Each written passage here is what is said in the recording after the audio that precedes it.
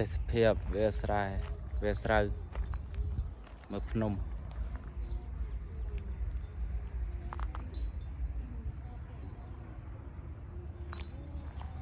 ទេសភាពដល់ហើយស្អាត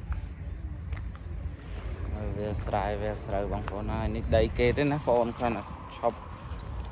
ថតវីដេអូទេហើយនិយាយពីស្រុកកែបបន្តិចដូចពិបាករត់ទិញអីហូបកុំចំណៃកពិចកប៉ុកអត់សបោដូចកំពង់ស្ពឺពេញសោះ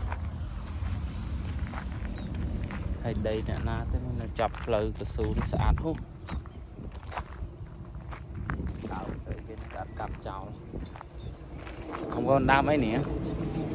ញាក់សាច់ដើមប៉ុណ្ណាណៃល្អគ្រប់ចង់ប្រហែលដើមឈើហើយ